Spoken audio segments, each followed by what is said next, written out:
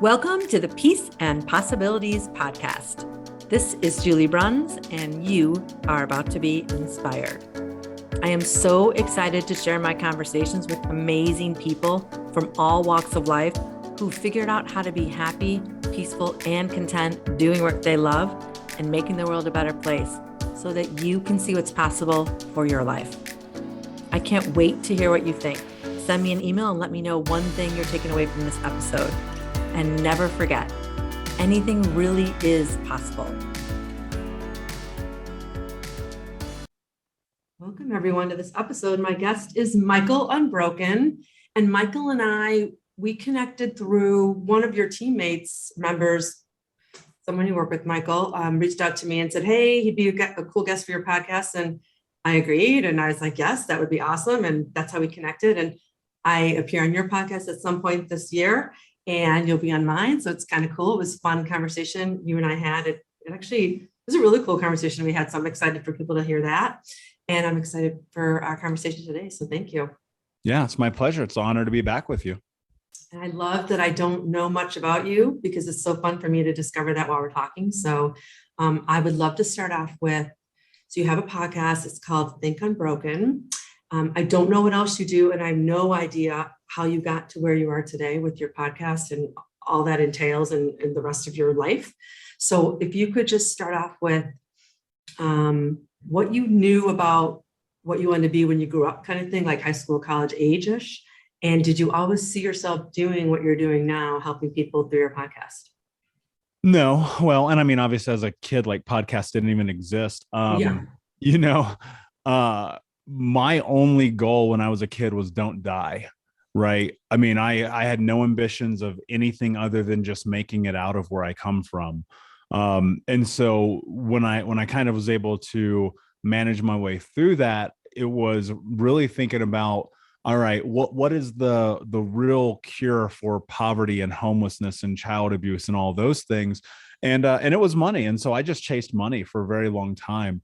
And today it's, my life's pretty incredible because through doing a lot of my own personal work and healing, I've been able to coach thousands of people around the world, have best-selling books, be an award-winning speaker, have a top 40 podcast in the country, top 10 in the world. Right. And it's been this really incredible experience. But, initially it started out with, it's the worst version of childhood. When I was 4 years old, my mother, she cut off my right index finger. Like she was a drug addict and alcoholic. And my stepfather was super abusive and put me in the hospital multiple times. And I lived with 30 different families between 8 to 12 years old. I have no high school diploma. I have no college education, and I was out running the streets. I was breaking the law, hurting people, selling drugs, running from the cops. And, that chasing money thing was important to me because I thought that was the indicator. I thought that was the thing that changes people's lives, which it does, but it also doesn't. And I had made myself a declaration at 18. I was working a warehouse job, making minimum wage, putting microchips into motherboards for 12 hours a day, just watching the desperation in people's eyes, being like, this is where dreams go to die. And I'm a kid. And I was like, all right, cool. I'm getting fired. So I'm sitting in my car, probably because I was stoned. And I'm like, what is the solution for all this? It's got to be money. And I said, I want to make $100,000 a year legally by the time I'm 21. Right. I didn't know how, I just knew legal. And that was important. I've been in handcuffs multiple times. I have family in prison for life. And my 3 childhood best friends have been murdered over drugs. Like I knew where I was going. And so I just started learning skills and tools. And I landed a job at a fast food joint at 18 and a half, had 52 people under me in a management role, learning how to do hiring, firing, development, read P&Ls, do loss shrink, the whole nine. I mean, as a baby, I'm running a freaking company. And then when I was 21, I landed a job with a Fortune 10 company, a company that everyone who's listening to this has heard of. And I started making that 6 figures and my life became a complete disaster. And so that thing happened to me that happens to people who have never had money before. It was just excess. And I end up being 350 pounds, drinking all day, smoking all day, 2 packs a day, getting high from the moment I woke up to the moment I went to bed. Like on paper, my life is great. I got this awesome house and car, or condo and car and girlfriend, but every other aspect of my life is a freaking disaster. And that's when I hit a massive rock bottom moment on my 26th birthday. And I was heading into my 26th birthday, excuse me.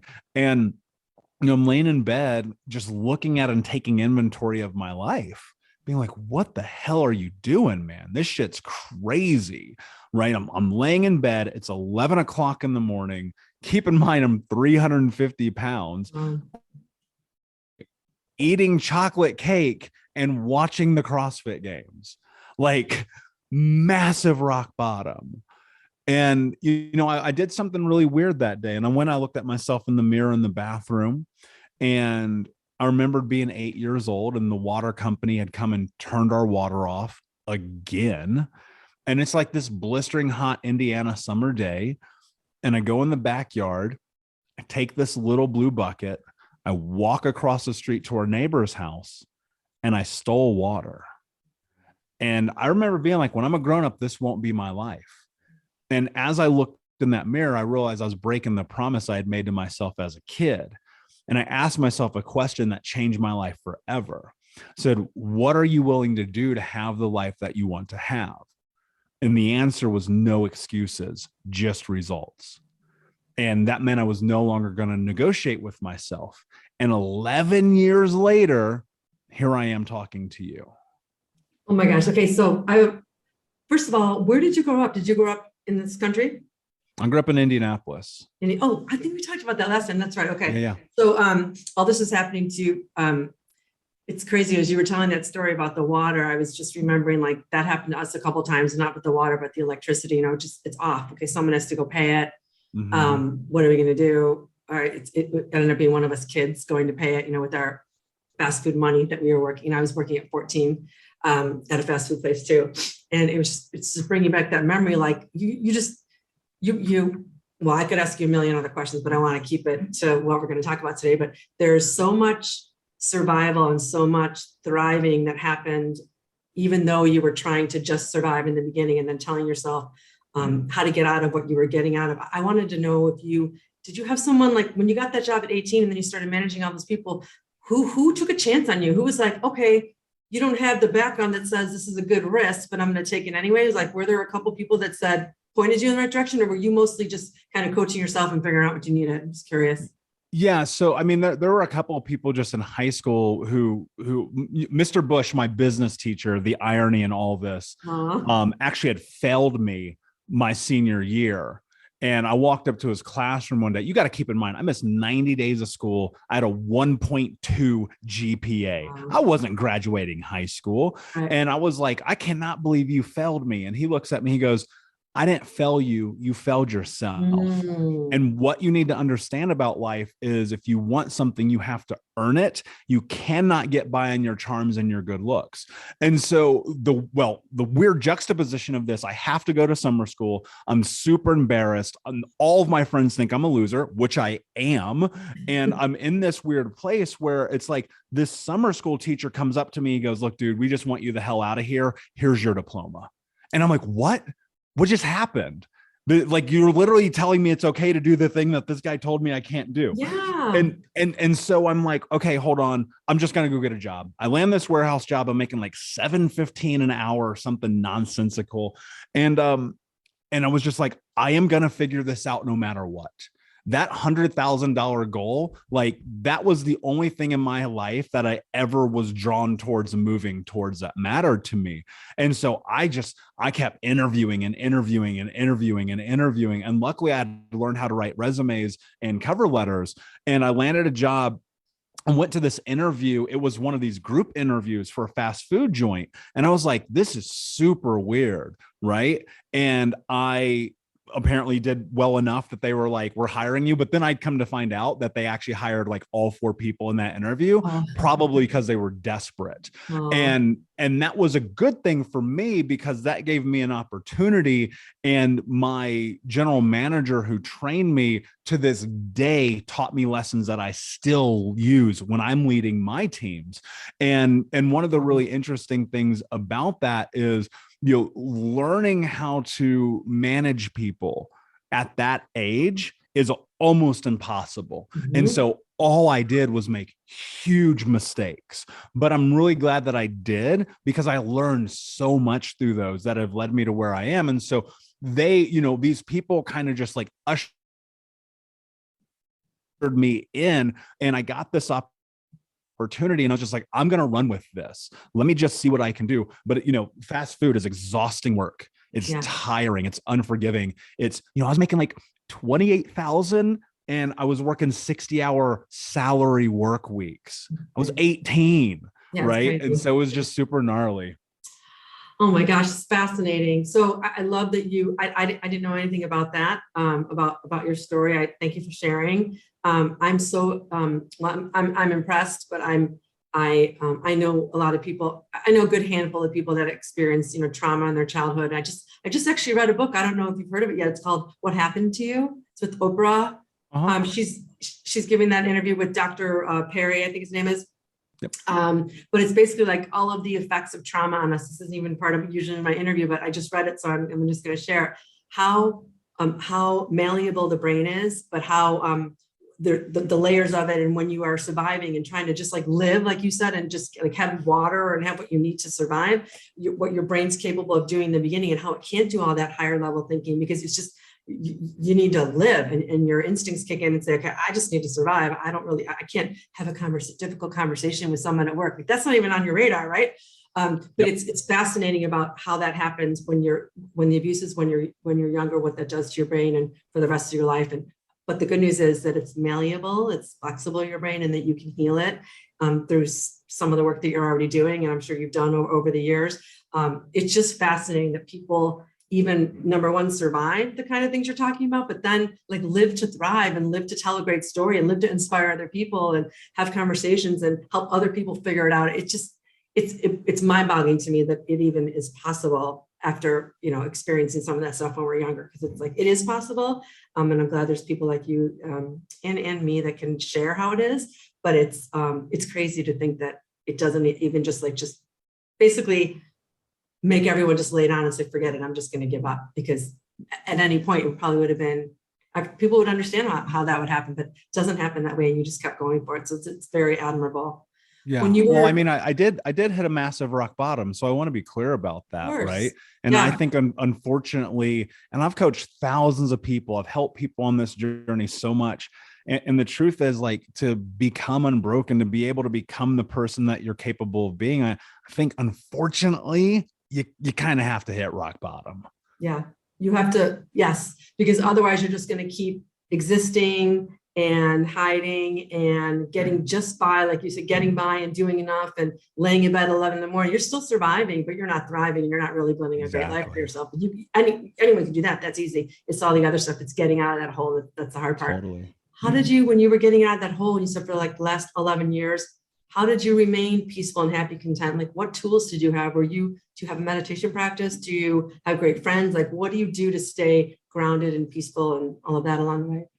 Well, in the beginning, and I share this often, the first 3 years after making this declaration, no excuses, just results, it was just massive suffering, massive. It was one step forward, a million steps backwards. And I would just be like, nope. Pick your ass up. Let's go. Keep going. Keep doing it. No matter what, suffer now. And I started training my brain into it, because one of the things that I was so adverse to was discomfort. Right.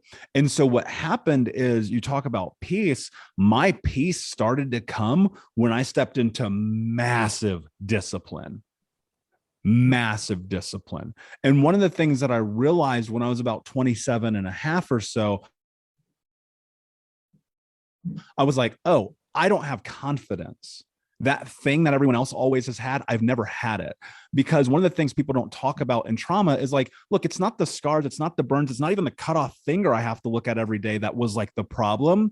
It was the theft of identity. Because what happens when you have those experiences, you learn to stop being you. Why? Because the brain serves one purpose, right? Survival. And if the brain is looking at these situations and this stimuli and going, okay, wait a second, this is dangerous, this is not dangerous, and being dangerous is being you, then the brain categorizes that in a way that says, well, we're not going to be me anymore. That's unsafe. And so you stop being you. And what happened is when I'm 27, I'm realizing, wow, I've never actually been me before.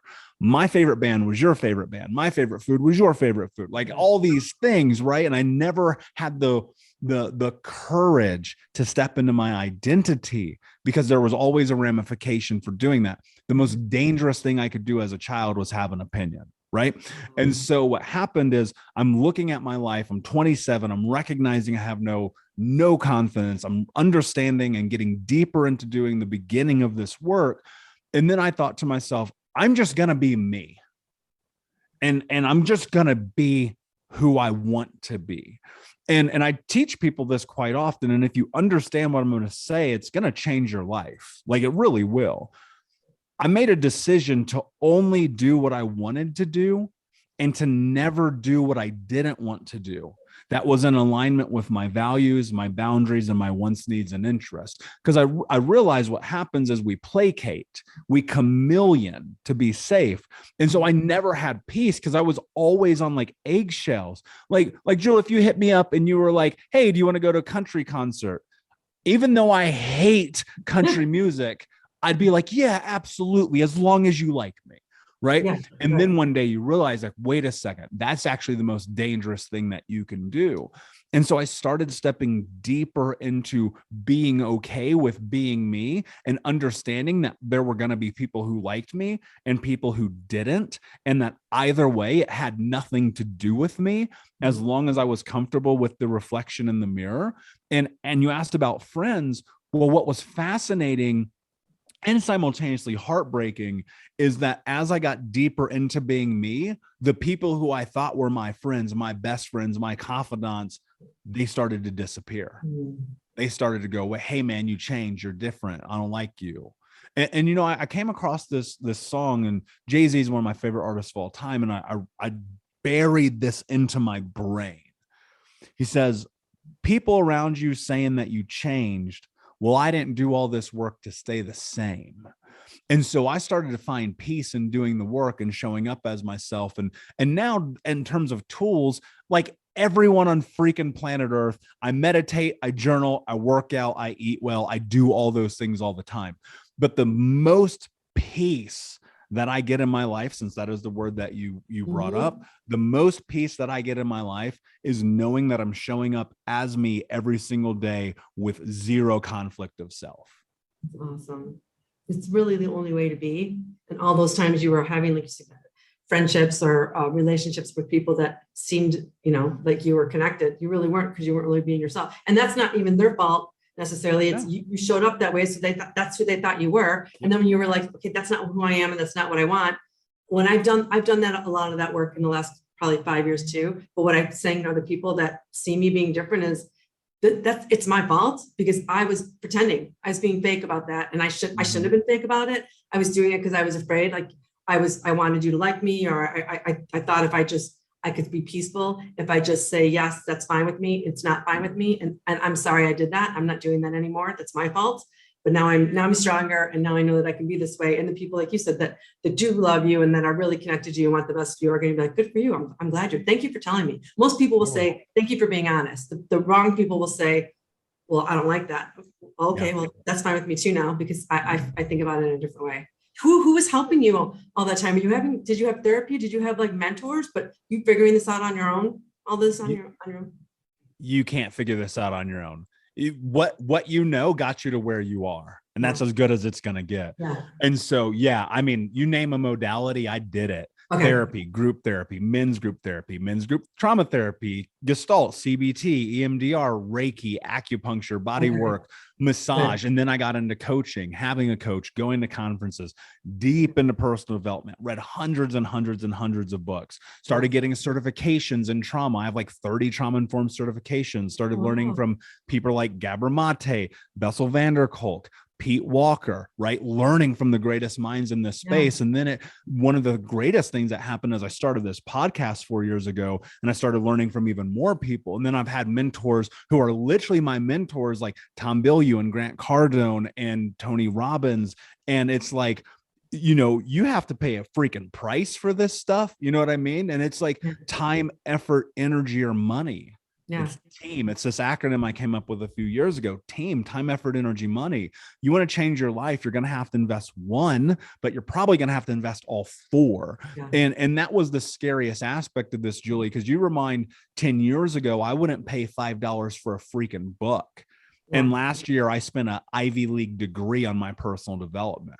Right. And that's because as you grow, you're going to cap out and you're going to need to learn from people. And the investment, because of the world we live in, is money. It's monetary. Yeah. That's just what it is. And so I always have the willingness. Again, this comes back to what I said. No excuses, just results. And so for people listening and they're like, well, I don't have an Ivy League degree, invest. Good. You're not ready yet anyway. Take your ass to the library. Yeah. It's free. Yeah. Like literally, I still have a library card. Yeah, all the books I read come from the library. Me too. Because like, why not? I'm already technically paying for it when you go look at my taxes. You know what I'm saying? And so it's like, use the resources at hand. YouTube is incredible. Podcasts are incredible. Yep. Go and learn, be willing. But then, there's going to come a point where you're going to have to put yourself in the room. Yeah. And that's really where the greatest growth for me came. And, I probably do a poor job of acknowledging him enough, but Brendan Burchard was a huge catalyst in this journey for me, starting when I got deep into when I was like, I'm going hard. You rewind about 6 years ago, him and Tom Bilyeu became the cornerstones of this journey for me. Brandon was very much like an entry. And then I've worked with Tom now for years, and that dude has changed my life. And so, it's funny because, again, at the beginning, it's like, I was like, I'm strong, I can do this, blah, blah, blah. And then you realize like you're an idiot and you don't actually know anything and you need to go get resources. And it's a parlay, Julie. I think you need all of it. I don't think you can just do therapy. I don't think you can just do coaching. Like, you've got to be able to build a team around you, mentally, emotionally, physically, spiritually. Like, you've got to go bring all these people. And then you got to learn the hard lesson of sometimes there's too many cooks in the kitchen. So you've got to figure out where you want to exist. And it's complicated, but it's something that takes time. And I feel like even today, like, I'm at 1% of what's next. And it's just like, keep going, keep learning, keep growing. Yeah, that's awesome. Yeah, I agree. It's all about all of the tools.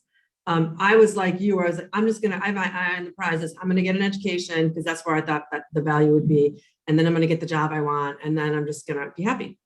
And it's never that simple, of course. And if it was that simple, everyone who just got the job out of college, that'd be it for the rest of your life. That's not it. It's just the beginning. So I'm sure people ask you for advice a lot. What's one of the top couple of things you say to people that are younger people, especially, that are looking, or even people in the middle of their career saying, like, I want to make a change. I want to do something meaningful. What do you tell them? Like, I want to change up what I'm doing, or I can't find the thing I want, what I'm passionate about. I want to use my strengths. What do you tell people? Yeah, go do something. Like, people want the answer. People want the answer, but I'll never teach anyone anything that they can't discover on their own. The only reason you really hire a coach is for time. You save the decade of mistakes, right? Yeah. And people will be like, well, I want to quit my job. Quit your damn job. Yeah. Quit. Stop. Like, the thing that people are so stuck on is they feel like the thing that's in their way, it's life or death. It's not. Right. Chances are any decision that you're about to make is not going to ruin your life. Right. Like leaving a relationship, breaking up with someone, starting the side hustle, building the podcast, like writing the book, reading like this stuff is not going to destroy you. Right. What it's going to do is it's going to teach you about who you are. And going back to your point about the brain, like, it's very malleable, it's very plastic and adaptive, and we're iterative beings. And so that means that we're always learning from our mistakes and our failures, and that's data. And so you bring that in and you're able to make meaning of it and look at it. And the worst thing that people do is they take a freaking piece of paper, put a line down the middle, and they go pros and cons. Make a decision. Yeah. Make a choice. Make a decision. If it's wrong, it's not life or death. Yeah. And if it's wrong, great. Now you know it doesn't work for you. Mm-hmm. Stop asking your friends. Yes. definitely stop asking your friends. Stop even asking your therapist or your coach. Our job is to like guide people. My job is not to decide for you, Yeah. and so that's the thing people get held up on. They're like, I need all the opinions. No, you don't. What your ass needs to do is go look in the mirror and make a choice. Right. I love that. Stop asking your friends. I write about that in my book too, because people will say like, well, I talked to this person, I talked to that person. Like most of the time people, not because they're trying to discourage you or not because they really don't want the best for you, but they're like, are you sure? Or maybe like they don't want you to be disappointed or hurt or whatever. So they tell you how it's not going to work. But I say the same thing. Stop asking your friends. You already know what you want to try it. And P.S. if you don't do it and you're suffering, your friends aren't suffering for you. You have to do the suffering. And if you do it and it sucks, again, you have to suffer. Stop asking other people, figure it out yourself, do something. And if it doesn't, I love what you said about if it's wrong, good, because then you just learn something new. That's like, that's the best. That's the best. That's the best advice. And more so to take it a level deeper, to actually answer your question, because I was on the pathway there. Yeah. The actual truth about the thing that I always tell people is if you don't make that decision, then on your deathbed, this word called regret is going to pop up. And that is a life unlived. Yeah. And nothing terrifies me more than that. I would rather lose every penny of that I have in my bank. I'd rather make every mistake known to man. I'd rather fall down 1,000,000 times than be on my deathbed and be like, what if? Because you don't get to do this again. I know. And you've got to recognize that the fear that's ingrained and embedded in you, most likely because it's been groomed into you since you were a child. Think about this. When you're a kid, your teachers tell you the dumbest shit. They go, don't be a ball player, right? Don't be an astronaut. Yeah. Go get a reasonable job. Your teachers are, and this is context. Let's be very clear. Your teachers don't know what they're talking about because most of them aren't living their dreams. Some are for sure. And those are the ones who are going to say, be the ball player, be the astronaut. But the vast majority of them, they're just trying to make it by like everybody else. Don't succumb to that, even right now in real time. Now, look, if you're 5'1", you probably ain't playing in the league. Let's keep it real. But that doesn't mean you can't be involved in it. That doesn't mean it's part of your life. And more so, like, really, truly assess the people that you're around. Because I'm telling you, right, if you try to bring me down, if you tell me I can't have what's mine, what I'm going to go and get, you're out of my life. Right. Period. And that's not because I don't love you or respect you or care for you. It's because I don't have time to give you my energy, nor try to convince you that me building my dreams is in my best interest. And so many people are not out here building their dreams because Miss Smith told them, don't do it. It's so, I know teachers have so much power for these little young minds and, elementary, junior high or whatever. And and we can all probably remember one teacher that said, yeah, you should try there. Well, you're a really good writer. And your parents. Yeah, for sure.